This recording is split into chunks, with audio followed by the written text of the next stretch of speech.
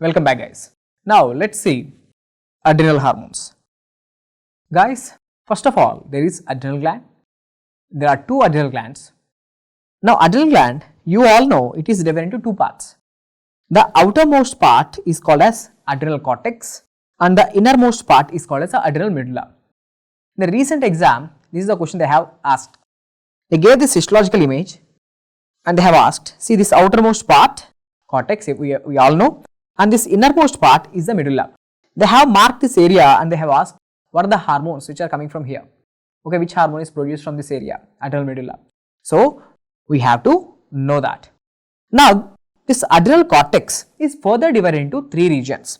From outside to inside, the adrenal cortex is further divided into three regions. What are they? Zona glomerulosa, zona fasciculata, zona reticularis. You can remember like GFR, GFR, okay, like GFR, glomerulosa, fasciculata, reticularis. What are the hormones which are coming from the glomerulosa, fasciculata and reticularis? Which hormones are coming? See, zona glomerulosa is producing aldosterone, also called as mineralocorticoid. Zona fasciculata produces cortisol, also called as a glucocorticoid. And zona reticularis, it produces weak androgens, or you can say sex corticoids. So what is something common between this aldosterone, cortisol and this sex corticoids? What is something common? Let me tell you. See, all these hormones, all these adrenal cortical hormones, they belong to one family, all are steroids. Okay. So adrenal cortical hormones, all are what? Steroids.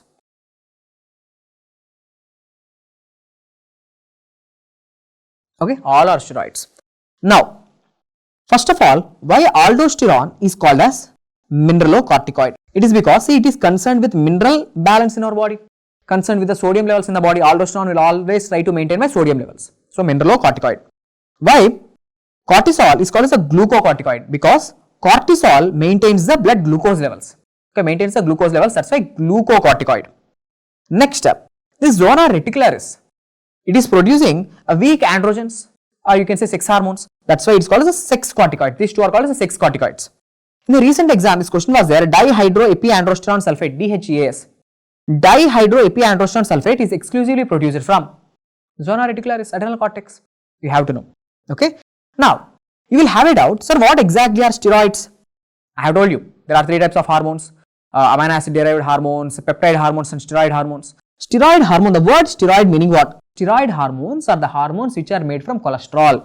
If any hormone is made from cholesterol, those hormones are called as steroids, guys.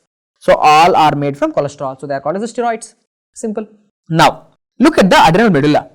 Sir, in the adrenal medulla there are some cells present. Let's say these are the cells. Okay, here are some cells I am showing you. So these cells are called as the chromaffin cells. So what are these cells which are present in the adrenal medulla? These cells are called as chromaffin cells.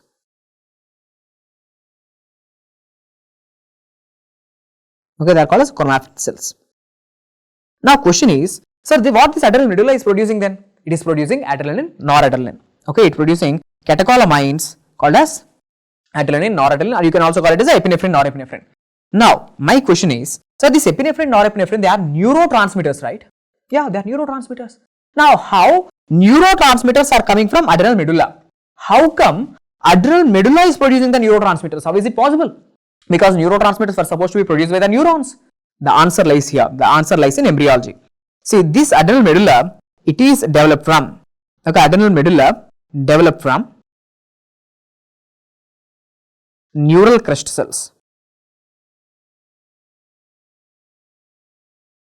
Neural crest cells. Adrenal medulla is developed from where? Neural crest cells. So neuronal in origin, that's why it's producing the neurotransmitters. Done. Chalo, next. What else you should know?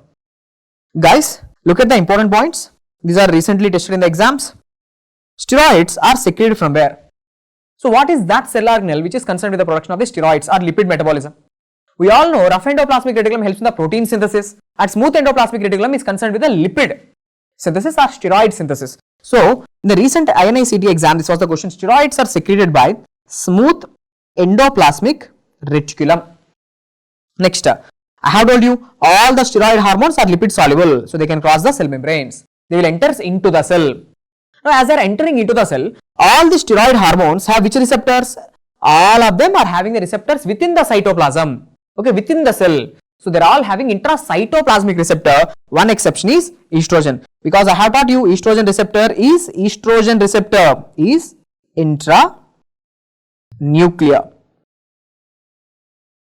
Estrogen receptor is intranuclear receptor. And in one of the exams, this question was asked, androgen. Yeah, we know all, like we all know androgen is a steroid. Androgen is a C19 steroid. It's a steroid which is made up of 19 carbons. Okay, nothing important, but just you have to know it because it's recently asked. Okay, androgen is a C19 steroid. It's also there in many Q banks. Done. Now let's see individual hormones. Okay, let's talk about the individual hormones one by one and their abnormalities. First, let's begin about the aldosterone and let's see the abnormal conditions where the aldosterone levels are elevated and decreased. First, normal about the aldosterone. Aldosterone, when do you think it is released? What is the major stimulus for the release of aldosterone? I have taught you what is the major stimulus for the release of oxytocin, cervical stretch and sucking the nipple. What is the stimulus for the release of antidiuretic hormone? Hypertonic plasma, hypotension, dehydration, fluid loss. That's the stimulus for the release of antidiuretic hormone. What are the conditions where the growth hormone is released? Sir, growth hormone is released during fasting, renin, glucagon, exercise, stress, trauma, during sleep, okay, and during hypoglycemic conditions, okay. Now, the same way, when do you think aldosterone is released? What is the major stimulus for the release of aldosterone? See, the answer is hyperkalemia. Usually, students will think RAS pathway, something else, okay. The major stimulus for the release of aldosterone is hyperkalemia. Means more potassium. How much more potassium? More than 5.5 milli equivalents per liter or millimoles per liter. Okay, if you are having this much amount of potassium, see, you should never play with the potassium. Potassium is very dangerous. It can lead to cardiac arrhythmias and it can actually kill the patient. So, whenever the potassium levels are very, very high, that's a hyperkalemia. Who is released? Aldosterone. Why? Because aldosterone can actually decrease the potassium. How? By increasing the potassium excretion. Aldosterone kicks the potassium out of the body. See, what are the three important functions of the aldosterone? See, aldosterone is has nothing to do with your carbohydrate, protein, fat metabolism. It's not doing anything. No carbohydrate, protein, fat metabolism. Aldosterone mineral balance. That's why it's called a mineralocorticoid. What it is doing? Look, aldosterone increases your sodium levels in the body. How? By increasing sodium reabsorption. Decreases potassium and acids. So, what it is doing? Decreasing the potassium and acids. How? By increasing the potassium excretion and by increasing the acid excretion. Okay. So, finally, I can say, confidently I can say, this aldosterone, what it is trying to do? Aldosterone, it is trying to increase your sodium levels, but trying to decrease your potassium levels as well as acid levels. Okay. How? By acting on the collecting duct. By acting on the last part of the nephron called as a collecting duct. See, you can see aldosterone. It is going and binding with its intracytoplasmic receptor. By acting on the intracytoplasmic receptor, sodium is getting reabsorbed, potassium and acids are getting excreted. Okay, done, sir. So, with this, the normal function of the aldosterone completed. Now, let's see the abnormalities. The conditions where the aldosterone levels are elevated, that is primary hyperaldosteronism. What happens? The aldosterone levels are elevated. Now, look at this diagram. Guys, let's say here is your adrenal gland. Okay, here is your adrenal gland. Now, what happened in this guy? Time back, there is a adrenal adenoma, there is a tumor here, or there is adrenal gland hyperplasia. So, what happened? Either the adrenal gland have undergone hyperplasia, okay, the adrenal cortical hyperplasia, or there is a tumor that developed in the adrenal cortex which is called as the adrenal adenoma. Now, you have to tell me, whenever there is a tumor or whenever there is hyperplasia, what happened to the aldosterone production? Aldosterone production increases. Now, more aldosterone is getting produced. So, that's why primary hyperaldosteronism. So, what are the causes of this primary hyperaldosteronism? Either adrenal gland hyperplasia, which is most common, or the presence of adrenal adenoma. Okay, presence of adrenal adenoma, that is called as a Conn syndrome. So, now you think logically and tell me, what happens if there is more aldosterone in your body? Sir, more aldosterone means more sodium reabsorption. So, more and more sodium getting reabsorbed. So, what happened to the blood levels of sodium? Increases. And what happened to the potassium and acid levels? Decreasing. So, whenever there is more sodium in your body, that sodium can lead to hypertension. So, there is hypokalemia, potassium levels are decreasing, hypokalemia, acid levels are decreasing, leading to alkalosis. More the acid, acidosis, less the acid, alkalosis. Okay. Now tell me, what are the clinical features which are seen in primary hyperaldosteronism or in Conn syndrome? Patient is having hypertension with the hypokalemic alkalosis, metabolic alkalosis. Okay, sodium levels are more, but the potassium levels and acid levels are less. Now you tell me, whenever there is already hypertension, see, RAS pathway increases our BP, but in this condition already there is more BP. So this hypertension inhibits which pathway, guys? Hypertension inhibits RAS pathway. Okay, hypertension inhibits the release of renin. So these patients are going to have low renin levels with the hypertension. Yes, the patient is having hypertension because of the sodium. Hypertension is there, but if you check the renin levels, low. Okay, because already the person is having hypertension, hypertension decreases the renin levels. So this condition is called as a low renin hypertension. Now tell me, low renin hypertension is seen in primary hyperaldosteronism with Conn syndrome, or they can ask, like in the recent exam the question was there. They gave like some clinical scenario and they said the patient is having hypertension with a hypokalemic alkalosis. Which of the following condition? Which of the patient is suffering with which of the following condition? Conn syndrome. Done. Okay. So now you tell me how we are going to treat this condition.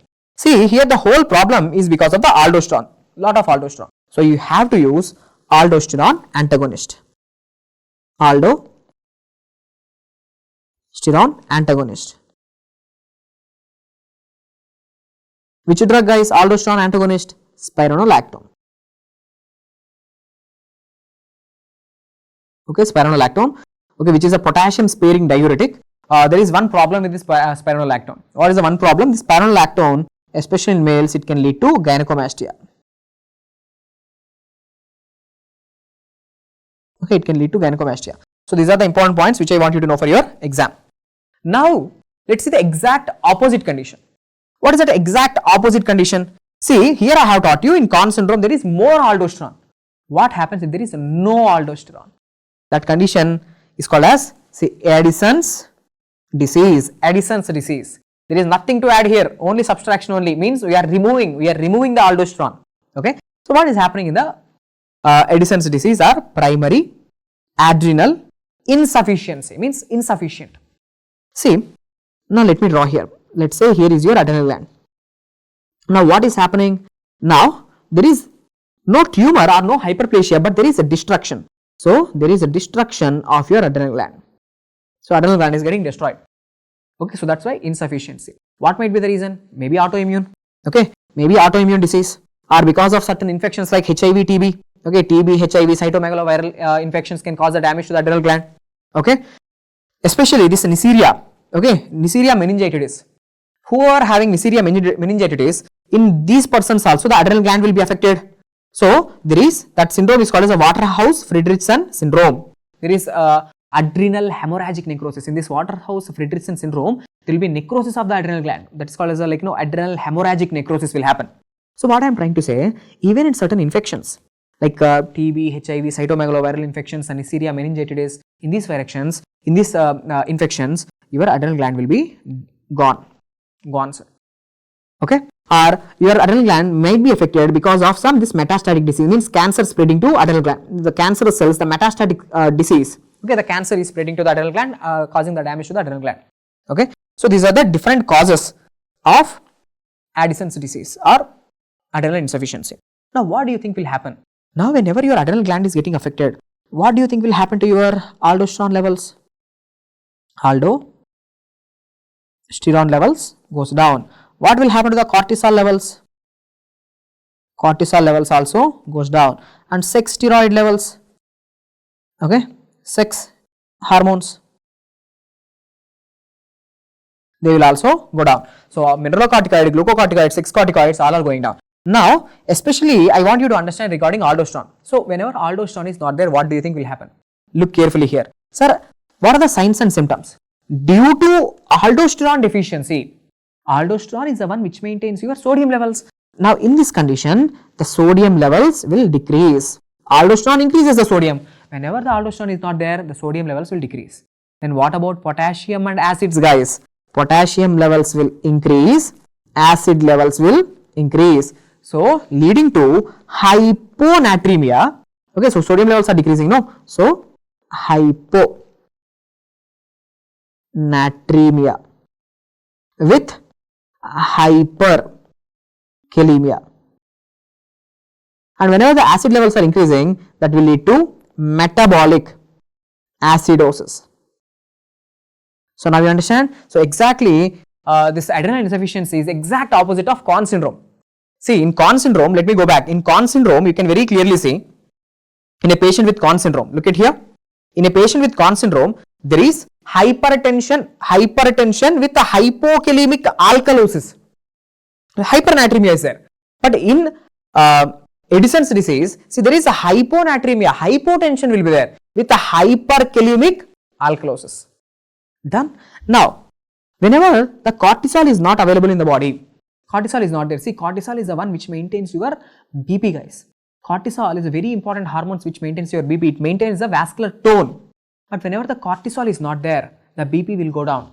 Cortisol is a stress hormone. It increases your blood sugar levels. So whenever cortisol is not there, the blood sugar levels actually decreases. So look at here. Due to the deficiency of this cortisol, what is happening to your BP? Decreases. The BP is decreasing severely. So that can lead to shock. Glucose is not available. That can lead to hypoglycemia. Without glucose, you can have fatigue. Okay, you can have vomiting symptoms. Appetite decreases. Abdominal pain can be there. So these are all due to the cortisol deficiency. Especially regarding cortisol deficiency, I want you to know hypotension, shock and hypoglycemia. Hypotension, shock and hypoglycemia, these three things are needed. Very, very important. Done. Due to sex hormone deficiency, due to the deficiency of this sex hormones, dihydroepiandrosterone, so primarily affects the females. What happens? See, this dihydrotestosterone are this androgens. Why female require these androgens? Because these adrenal androgens are responsible for the secondary sexual characters in the female. Whenever the adrenal androgens are not there, she won't be having secondary sexual characters like pubic hair and axillary hair. So the pubic hair development and the axillary hair development is under the control of the androgens. So female without androgens, no axillary hair, no pubic hair. And androgens are responsible for the libido. Whenever androgens are not there, the libido will decrease. So there will be decreased libido. Now, what else you should know regarding this Addison's disease? Let me explain you here by drawing. Guys, try to understand. Here is your hypothalamus. Down to your hypothalamus, what is this gland attached? Pituitary gland. Let's say pituitary gland. Here, I am showing you, here is the adrenal gland. First, let me tell you what is normal. Okay, let me tell you what is normal. Later I will explain you what is happening. Guys, here there is a nucleus. This nucleus is releasing CRH, corticotropin releasing hormone. This corticotropin releasing hormone through the blood, it will come and act on which cells? Corticotropes. Now these corticotropes, what do they release? They release ACTH, adrenocorticotropic hormone. This adrenocorticotropic hormone, it will come and stimulate adrenal gland. So adrenal gland is going to produce the steroids, especially cortisol. Okay, especially cortisol. So now what this cortisol will do? Now this cortisol, it will give the negative feedback. Okay, it will give the negative feedback, which means saying like, enough amount of cortisol is there. Okay, enough amount of cortisol is there in the body. No need of further stimulation. Don't send further ACTH. Cortisol is there in the body. Okay, this is normal. Now you tell me, in Addison's disease, what is happening? In Addison's disease, your adrenal gland is getting damaged. Okay, because of some infection or metastatic disease or autoimmune disease, adrenal gland is damaged. So cortisol is available, no cortisol. Without cortisol, do you think this negative feedback will work? No negative feedback. So without negative feedback, what do you think will happen to the ACTH levels? There is high ACTH. Now what this ACTH will do? So this high amounts of ACTH can stimulate, listen, the high amount of ACTH can stimulate melanocytes. Now whenever the melanocytes are getting stimulated, that will lead to hyperpigmentation. Hyperpigmentation. So that is the reason why whenever you talk about Addison's disease, we always come up with this diagram. The patient with hyperpigmentation of the palms and soles and the mucosal surfaces will be hyperpigmented, and that hyperpigmentation is due to elevated levels of ACTH. This is a very, very important MCQ. ACTH acts like melanocyte stimulating hormone. It acts like melanocyte stimulating hormone. It stimulates the melanocytes, causing hyperpigmentation. So, right, due to high levels of ACTH, there will be hyperpigmentation. So done. So with this, successfully what we have completed the clinical features of the Addison's disease also. Okay. Now, what is the investigation of choice? See, in this condition, you will study this mainly in your medicine. The investigation of choice for this condition is ACTH stimulation test, also called as a co-syntropin. Okay, ACTH stimulation test or co-syntropin stimulation test. What is the drug of choice? See, these people are not, the main problem is cortisol deficiency, guys. Main problem is, the main steroid in our body is cortisol. So, cortisol is not available, it will lead to hypotension and it can actually kill the patient with shock. So, what is the drug of choice? Hydrocortisone, like replacing the steroids, especially the glucocorticoid, the cortisol. So, drug of choice, hydrocortisone. See, tell me, in these people, they are having more salt or less salt in the body? Aldosterone is not there. As aldosterone is not there, their salt levels are decreasing. So, they will have a salt cravings. They will have a feeling to eat more salt cravings, because they are not having mineralocorticoid. So, what do you have to do? You have to give a mineralocorticoid also. So, what is the mineralocorticoid you are giving? Fludrocortisone. So, fludrocortisone is used for salt cravings and hydrocortisone is using as a replacement for the glucocorticoids. Done. Next, after this, let's discuss about Pheochromocytoma. Okay, it has nothing to do with the aldosterone. It's a disorder of adrenal medulla. Okay, now here itself I will be discussing this Pheochromocytoma, also called as the chromaphenomas, because I have told you chromaphenomas are nothing but the tumor to the chromaffin cells. Where are the chromaffin cells present? In the adrenal medulla. See, Pheochromocytoma, it's a tumor where? It's a tumor arising not in the adrenal gland cortex but in the adrenal gland medulla. There is a tumor in the adrenal gland medulla.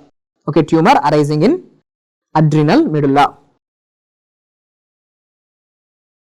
Okay, adrenal medulla.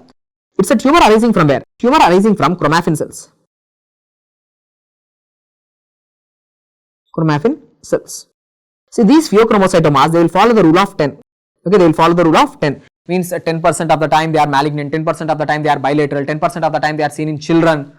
Okay, something like that. So, they follow the rule of 10. Okay. Next, see, who will get this Pheochromocytomas?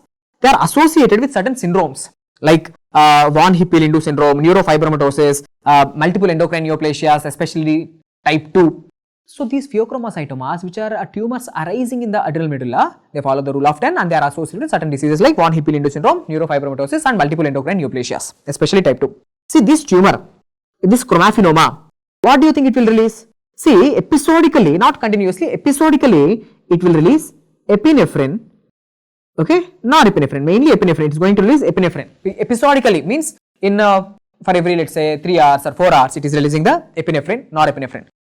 Because of this, the patient will have episodic BP, hypertension. Episodic, there will be episodic hypertension, episodic palpitations and sweating. So, whenever suddenly adrenaline is released or epinephrine is released, because of that suddenly heart rate will increase. There is episodic palpitation, episodic BP, episodic sweating, okay, episodic headaches. The word episodic is important. Means the hormones are getting released episodically, not continuously, episodically.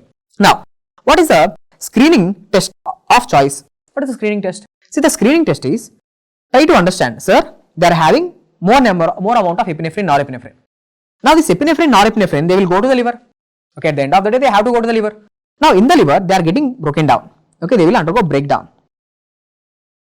They will undergo breakdown into the waste products called as vinyl mandelic acid. Okay, vinyl mandelic acid or I should say and metanephrines. Metanephrines. So, this epinephrine, norepinephrine, they will break down into vinyl mandelic acid and metanephrines, they will come out in the urine. So, in a patient who is having Pheochromocytoma, try to understand, they are having more amount of epinephrine in their body. So, there will be more amount of with this vinyl mandelic acid and more amount of metanephrines. So, if you see a lot of metanephrine, in the urine, you have to think about the patient is having Pheochromocytoma. So, that is the screening investigation of choice. Okay, screening test. Okay, that is the screening test. So, the screening test is 24 hours urine metanephrine levels. Investigation of choice is plasma, means checking the metanephrine levels in the plasma. Fractionated metanephrine levels in the plasma. Plasma fractionated metanephrine levels. What is the imaging investigation of the choice? Imaging investigation of the choice is, means if you want to find out this tumor, you have to do what? MRI of the abdomen. So, MRI abdomen is the imaging investigation of the choice. And how you have to treat it? The treatment is a surgical excision of the tumor, means surgical excision. But there is a problem. while you are trying to remove this tumor, see, during the surgery, there is a chance it will rupture, it will leak a lot of epinephrine or norepinephrine during the surgery, which is very bad, right? So, during the surgery, if suddenly epinephrine and norepinephrine, if they are getting leaked, that can lead to high heart rate, okay, it can lead to tachycardia, that can lead to BP during the surgery, which is very dangerous, So, pre-operatively means even before the surgery, a few days before the surgery, what you have to do? You have to give the patient, see, pre-operative administration of the alpha blockers and beta blockers. First, you have to give the alpha blockers followed by the beta blockers. So, drugs like alpha blockers and beta blockers are given. Alpha blockers like phenoxybenzamine,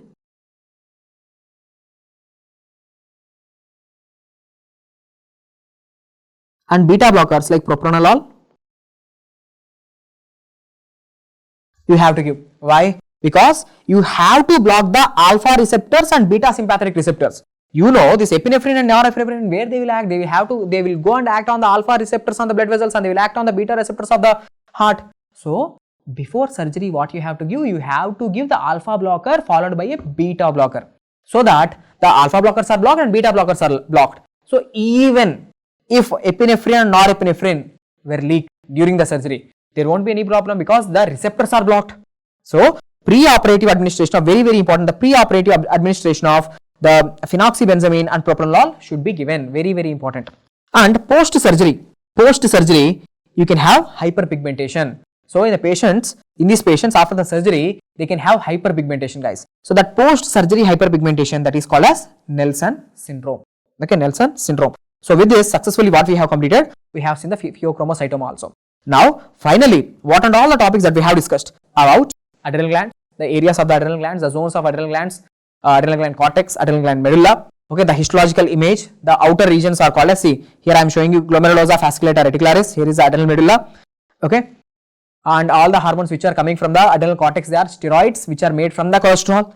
And the one important hormone that I have discussed, aldosterone. Okay, what is the normal functions of aldosterone? The conditions where the aldosterone level increases and the condition where aldosterone level decreases. That's the Conn syndrome and Addison's disease. Also here, I have discussed about the Pheochromocytoma, where the tumor is arising from adrenal medulla. Conn syndrome is a tumor in adrenal cortex, but Pheochromocytoma is a tumor in adrenal medulla.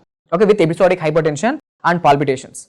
Okay, so with this, the topic is completed. Hope the video is helpful. Thank you.